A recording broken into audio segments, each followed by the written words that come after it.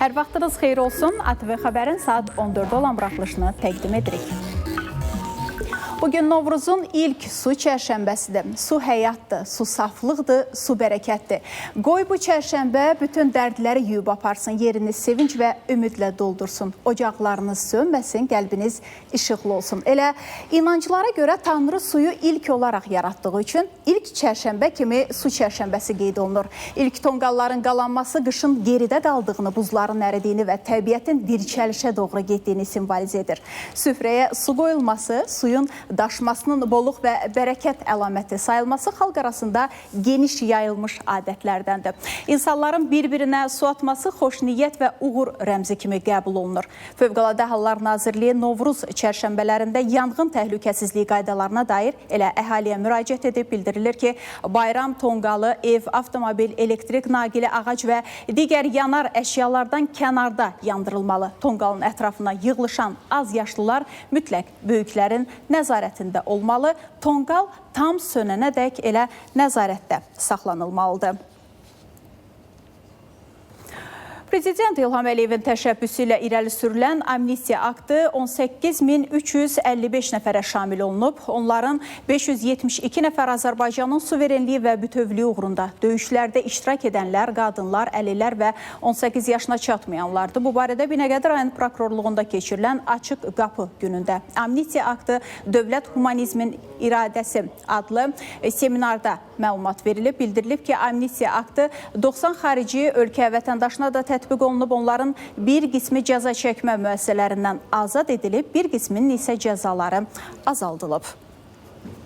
2 ay müddət ərzində 18.335 şəxsə amnistiya tətbiq edilmişdir ki, həmin şəxslərdən 5.638 nəfəri sırf azaddan məhrum etmə cəzasına məhkum edilmiş şəxslər və cəzaçəkmə müəssisələrindən azad olunmuş şəxslərdir. Yəni, cəzaçəkmə müəssisələrindən azad olunmuş şəxslərin sayı 5638 nəfər təşkil edir.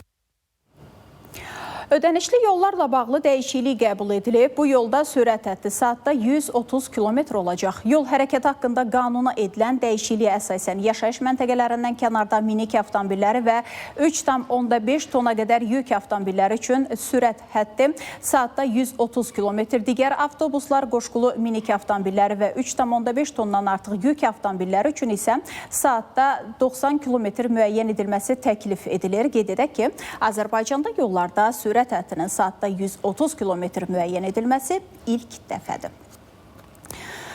Şəkidə 5 mərtəbəli yaşayış binasında Tural İsmailova məxsus mənzildə yanğın baş verib. 3 otaqlı mənzildə bir otaq tamamilə yanıb. Alovun söndürülməsi üçün əraziyə yanğın söndürənlər cəlb olunub. Binanı tüstü bürüdüyündən sakinlər təxliyə edilib. Xəsarət alan isə olmayıb. Yanğının səbəbləri araşdırılır.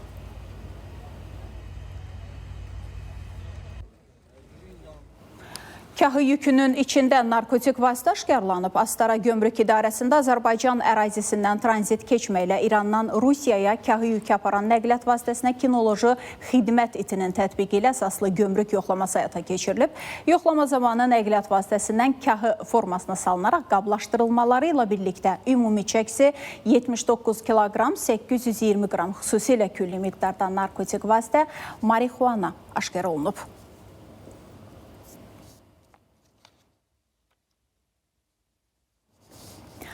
Narkotik vasitənin ölkə ərazisinə keçirilməsinin qarşısı alınıb. Dövlət Sərhəd Xidməti Sərhəd Qoşunları Komandanlığının Lənkəran Sərhəd Dəstəsinin xidməti ərazisində pilotsuz uçuş aparatı səsi eşidilib. Bir qədər sonra isə həmin istiqamətdə 2 naməlum şəxs müşahidə olunub. Əməliyyat tədbiri nəticəsində Natiq Mərdanov və Elşan Məhmudov şübhəli şəxs qismində saxlanılıblar. Dindirilmə zamanı onlar İran ərazisində pilotsuz uçuş aparatları vasitəsilə atılan 10 kiloqram 224 qram narkotiki götürmək məqsədi ilə gəldiklərini etiraf ediblər. Oğuz rayonunun Bayan kəndi ərazisində idarəetmədən çıxan avtomobil zərblə işıq dirəyinə çırpılıb. Hadisə Qara Məryəm İsmayıllı Şəki avtomobil yolunda qeyd alınıb. Zərbənin təsirindən avtomobil hissələrə ayrılıb. Sürücü və 2 sərnişini müxtəlif dərəcəli xəsarətlər alıb. Səddam Allahverdiyev, Cəmil Şərifli və Okan Həmidli rayon mərkəzi xəstəxanasına çatdırılıblar. Qəzanın baş vermə səbəbləri araşdırılır. Sürət artdıqca ara məsafəsinin də mütənasib şəkildə artırılması zəruridir. Baş Dövlət Yol Polis İdarəsi sürücülərə növbəti dəfə müraciət edir. Müşahidələr göstərir ki, bir sıra hallarda sürücülər tərəfindən qarşıda hərəkət edən nəqliyyat vasitəsilə təhlükəsiz ara məsafəsi saxlanılmır.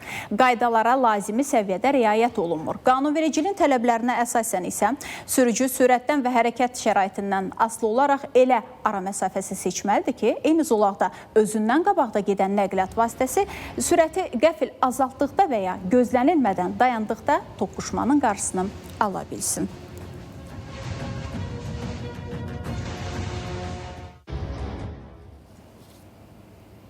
Buraxılışımız davam edir. Azərbaycan və Türkiyə strateji əməkdaşlığın bütün sahələrində olduğu kimi biznes sahəsində də əlaqələrinin inkişafına öz stimulunu verir. Bunu KOBİA'nın İdarə Heyətinin sədri Orxan Məmmədov Türkiyə-Azərbaycan Ticarət Nümayəndə Heyəti və B2B görüşləri zamanı deyib. Sədr bildirib ki, indiyə qədər Qarsda və Naxçıvanda iqtisadiyyatın müxtəlif sektorlarında fəaliyyət göstərən 200-dən çox iki ölkə iş adamlarının iştirakı ilə regional iş forumu keçirilib. Bu tədbirin məqsədi də iş adamları arasında birbaşa əlaqələrin qurulmasına, tərəfdaşlıqların formalaşdırılmasına dəstək olmaq, qarşılıqlı ticarət dövriyyəsinin artırılmasını təşviq etməkdir.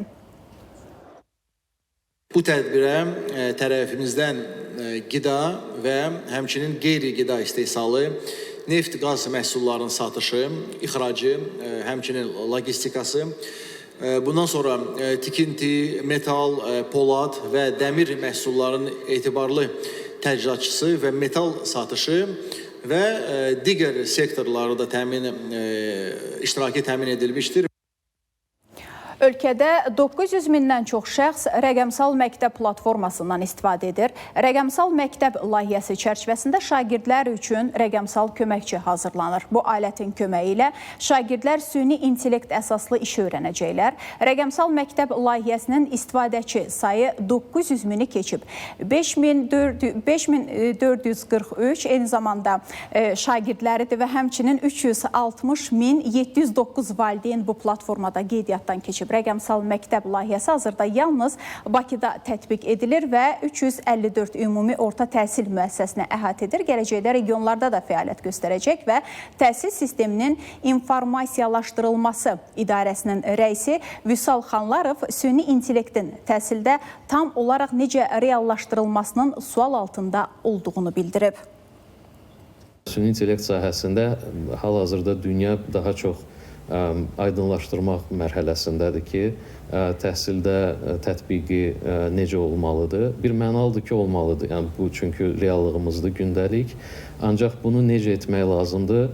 Bunu biz araşdırırıq hal-hazırda. Qeyd etdiyim kimi, tədris proqramları ölkə başçısının da buyurduğu kimi dəyişməlidir və bu istiqamətdə də biz öz fəaliyyətimizi aparırıq.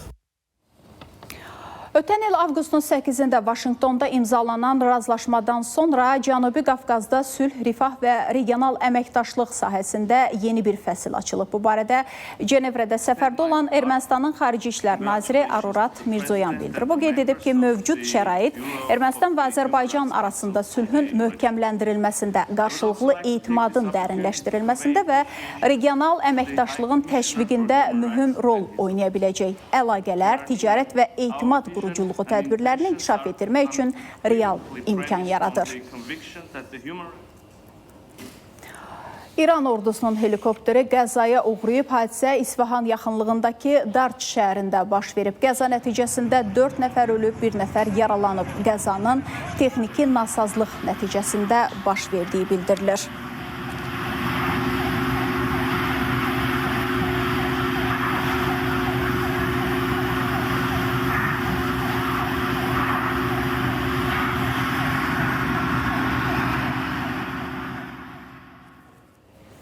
Amerika Birləşmiş Ştatlarının İrana qarşı sanksiyalarını ləğvi Tehranın nüvə proqramı ilə bağlı böhranın nizamlanması üçün mümkün olan hər hansı razılaşmanın məcburi hissəsi olmalıdır.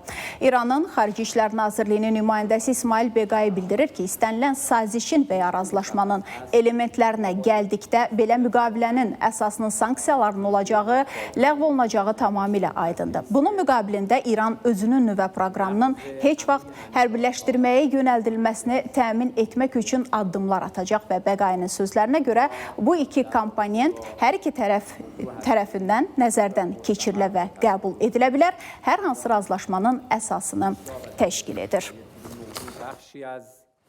ATV Xəbərin saat 14-də olan buraxılışını təqdim etdik. Sağ olun, sağlıqla qalın.